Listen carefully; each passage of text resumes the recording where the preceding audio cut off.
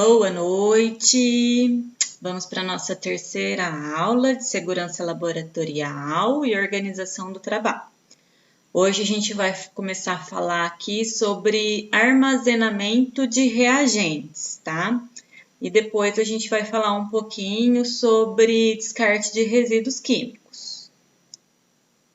Então, todas as vezes que eu for fazer um armazenamento de reagentes no laboratório, eu tenho que levar em conta 3 princípios importantes, que é reduzir estoques ao mínimo, estabelecer uma segregação adequada, tá? Uma separação, e isolar ou confinar certos tipos de produtos químicos, tá?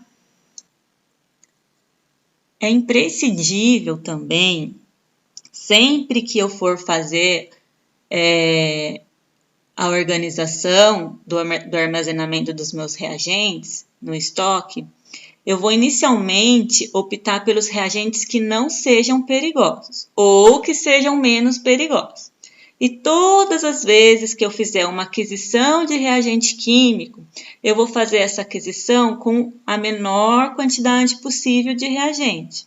E também eu só vou pedir uma nova aquisição desses reagentes que eu realmente vou utilizar durante a minha rotina de trabalho, tá? Então, para que você faça essa segregação adequada, você vai precisar conhecer todas as informações daqueles produtos. Um por um, todas as FISPICs que terão que ser lidas para que você conheça as características dos materiais. Além das FISPICs, você também vai poder usar os rótulos e as bases de dados, que é aqueles sites que eu já passei na outra aula, tá? Em relação à segregação ainda, você vai utilizar uma série de fatores. O primeiro, você vai estabelecer qual a reatividade e a incompatibilidade dos seus materiais. Na aula de incompatibilidade, a gente viu que se deve buscar as incompatibilidades de materiais, lembra?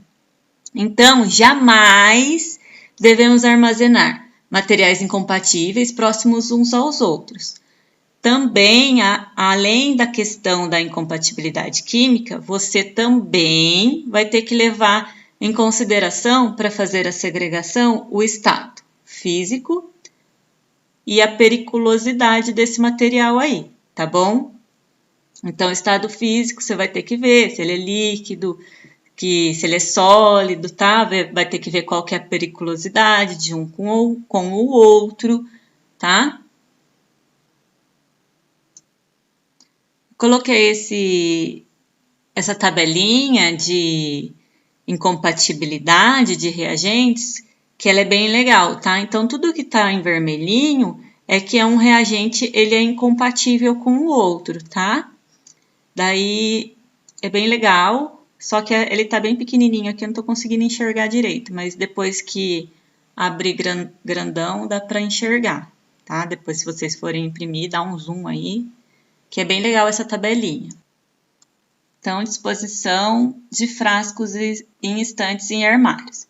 Então, gente, um cuidado muito importante que tem que ter na hora de fazer essa disposição desses frascos nos armários ou nas estantes, tá? É que a gente nunca vai poder colocar por ordem alfabética ou pela classe ou pela função desses reagentes, tá? Desses produtos químicos. A gente não pode colocar, por exemplo, o ácido acético e o ácido nítrico, um do lado do outro, no mesmo armário. Porque senão, olha, 2 ácidos incompatíveis no mesmo local pode causar o quê? Um acidente em resultado desse armazenamento, certo? Então, quando for colocar os frascos nas estantes ou nos armários, vai precisar sempre colocar os líquidos nas prateleiras inferiores. Por quê? Porque se acontecer um derramamento daquele reagente líquido e tiver mais perto do chão, o espalhamento ele vai ser mais contido e com isso vai acontecer o quê? Um acidente de menor proporção, certo? Então, é isso. Então, olha, sempre que você for usar compartilhamentos, procura sempre ter algum compartilhamento secundário. Geralmente a gente usa aquelas bandejas de plástico, não sei se vocês já viram, umas bandejas brancas que a gente coloca os reagentes dentro dela e depois coloca dentro do armário. É mais fácil e se acontecer de ter algum derramamento de reagente, vai cair dentro da bandeja e corre menos risco de ter algum acidente, tá? E junto do armário, a gente tem que ter sempre as fichas físicas. Então, eu tenho que ter todas as fichas físicas de todos os meus reagentes químicos, tá?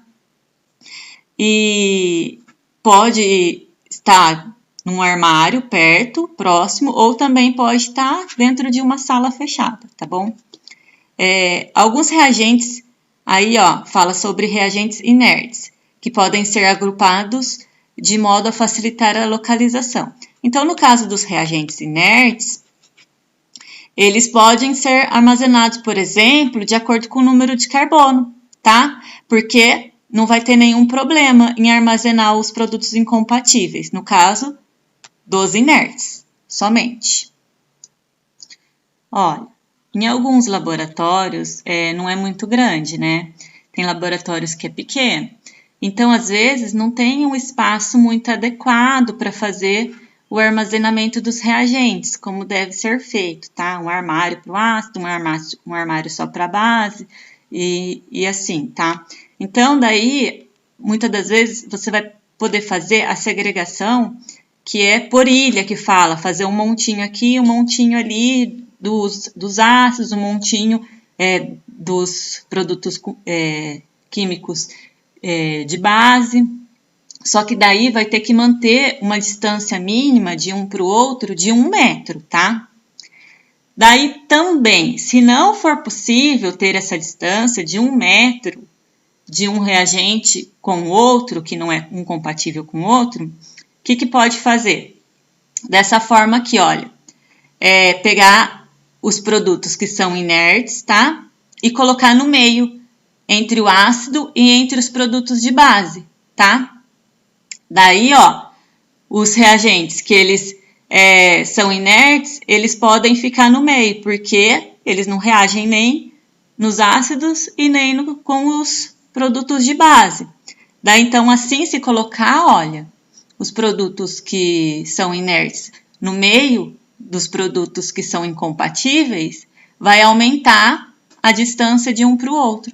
Daí, com isso, se acontecer de ter aí uma queda da estante, da prateleira, não vai ter o risco de ter um acidente tão grave, tá? Porque um vai estar distante do outro, ok? Então, ó, não forrar estantes e prateleiras com papel ou plástico, tá? Porque se acontecer algum incêndio, vai piorar a situação e vai propagar esse fogo aí para dentro do laboratório, tá bom? Não armazenar os reagentes em geladeiras domésticas, porque as geladeiras domésticas, elas têm um funcionamento que pode fazer com que ocorra um incêndio, em caso que se tiver aí dentro materiais voláteis ou materiais inflamáveis, tá bom?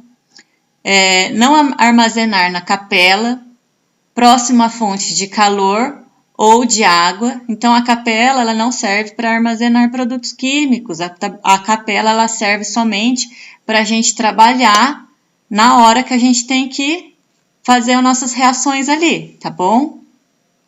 Não armazenar os reagentes com identificação inapropriada ou sem identificação. Então, a gente já viu lá na aula de rotulagem como que é uma identificação apropriada de produtos químicos, tá? E jamais armazenar um produto químico sem nenhuma identificação, tá bom? Olha, em alguns casos, deve fazer o isolamento de alguns produtos químicos, tá? Em quais casos? Olha, os reagentes que são cancerígenos, os mutagênicos e os tóxicos fatais. Então, esses tipos de reagente devem estar em armários especiais e trancados e devidamente sinalizados, tá bom? Por quê? Para que ofereçam um menor risco para o meio ambiente e para a minha saúde também, tá bom? E com isso, eu vou manter ele isolado e ele vai estar longe da maioria das pessoas. Então, vai ter menos pessoas em contato com esse tipo de produto, tá? De reagente químico. Eles devem ainda ser mantidos em frascos de dupla proteção, tá? É uns frascos assim que eles... parece que eles por dentro ele tem um outro frasco. Parece que é um frasco dentro do outro, tá? E os reagentes que têm odor desagradáveis, eles devem estar em armários especiais, que tem exaustão. Normalmente, esses reagentes que são fedidos, assim, sabe? Eles liberam os vapores, né? Por isso que dá esse cheiro.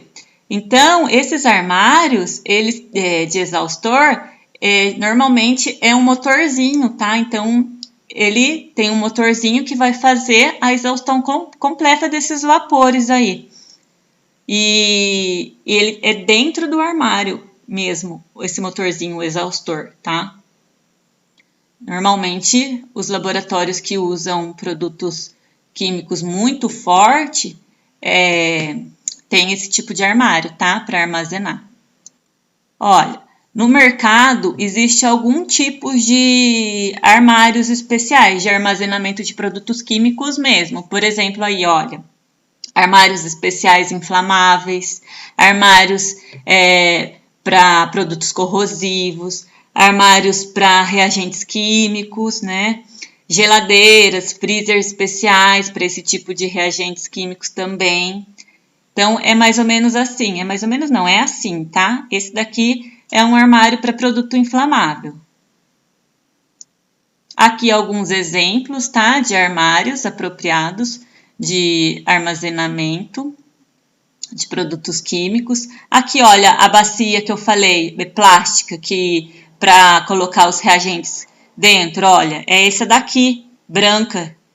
Geralmente, os laboratórios, eles têm, tá?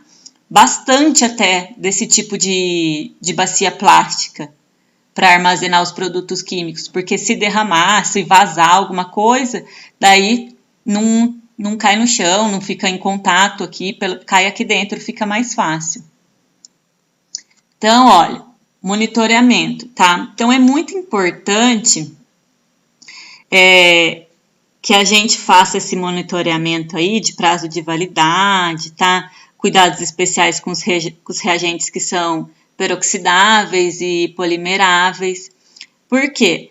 Esses produtos aí, eles têm prazo de validade curto. E daí, se ficar aí por muito tempo no armário, pode acontecer um acidente sério, tá? E mesmo os produtos que não têm prazo de validade curto, mas se ficar armazenado com o prazo de validade vencido, também pode acontecer algum tipo de acidente aí, sério, tá bom? Porque eles podem mudar aí a composição, tá? Então, além de você monitorar rigorosamente o prazo de validade desses produtos químicos armazenados, você também vai precisar monitorar o quê? O estado desse frasco, tá? O estado dos rótulos do frasco. Por quê? Muitas vezes, por causa da própria natureza desse produto aí, os rótulos ele pode ser corroído. E daí as informações que tá lá no rótulo, ela é perdida, a gente não consegue enxergar, tá?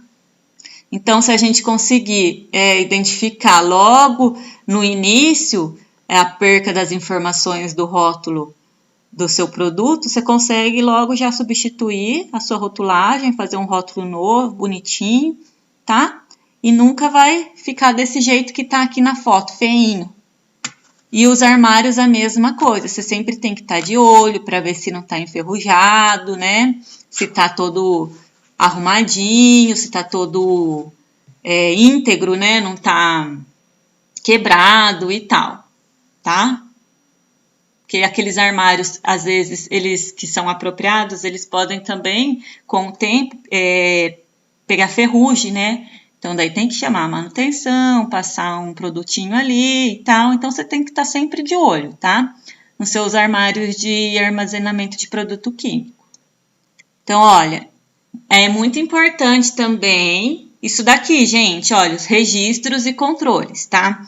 Então, se você tá aí no seu setor, no seu laboratório, tá? Então, você tem que fazer o controle de um estoque, você tem que fazer o controle dos seus produtos. Você vai fazer aí uma lista de todos os produtos que você tem. Quando você utilizar, você vai alimentar essa lista. Você vai marcar lá que você utilizou tanto daquele produto. Chegou produto novo, você vai acrescentar na sua lista. Acabou o produto, você vai riscar da sua lista. Então, sempre você vai ter que aí, ó, fazer um controle do seu estoque. E também outra coisa, você sempre vai precisar, dependendo do laboratório, né? E dependendo da proporção de produtos químicos que se usa no laboratório, tem que fazer um relatório mensalmente, às vezes trimestralmente ou também semestralmente. Depende aí do produto e da função e da quantidade, tá? Que você vai estar trabalhando. Para a Polícia Civil ou para a Polícia Federal, enfim, ou para o Ministério do Exército, daí vai depender do tipo de produto que você trabalha, do tipo de laboratório que é, tá bom? Então, muitas das vezes, tem que fazer um relatório para eles, ok?